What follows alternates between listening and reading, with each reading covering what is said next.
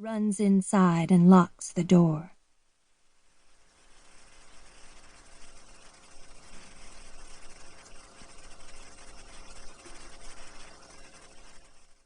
Della. I'm not sure who was sicker, my mother Gladys or my grandmother Della.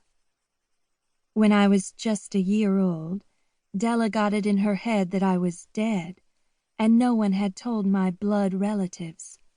She banged on the Bolanders' door, but Ida didn't open it. So Della poked her elbow through the glass and let herself in. Then she and Ida had words. To calm Della down, Ida let her see that I was asleep in my crib. It must have been hot that day because Ida left the room to get Della a drink of water. When Ida returned, she caught Della trying to smother me with a pillow. Ida and Wayne Bolander called the police. The very thought still takes my breath away.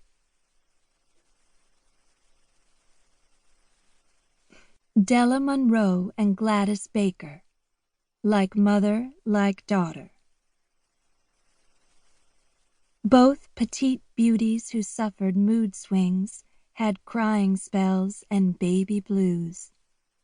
Both heard voices that one told the other were not real. Both were easy, slept around, married alcoholics, had multiple husbands and failed marriages, and gave up children, Uncle Martin and me.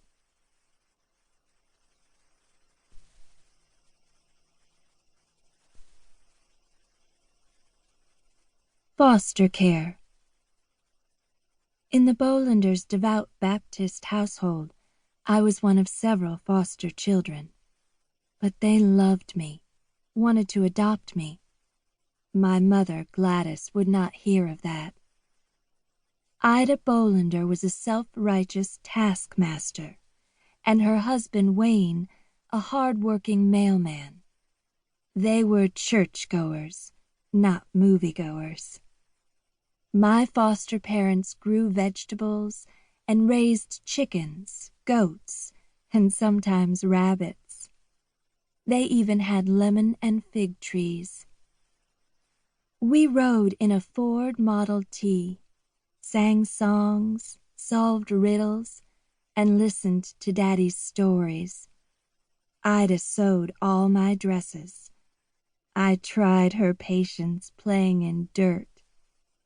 We children passed rainy days in the fort under our dining room table, ate lunch there too.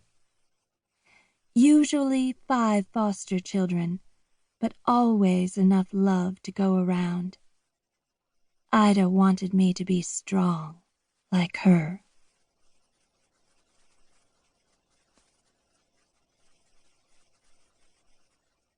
The only father I ever knew, Wayne Bolander.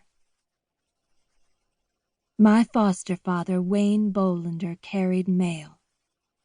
His heart was big as his leather delivery bag. He had a wiry frame and gray eyes, and wore tortoiseshell horn-rimmed glasses. Stalwart as the postal service itself, he could find joy in any circumstance.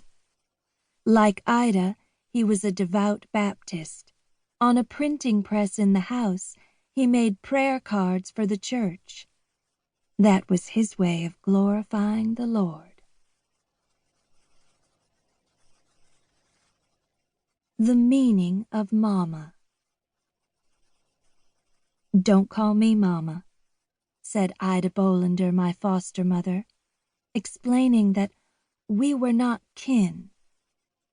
You're old enough to know better. You just board here, she said, adding that my mother would be visiting the next day. Call her Mama if you want.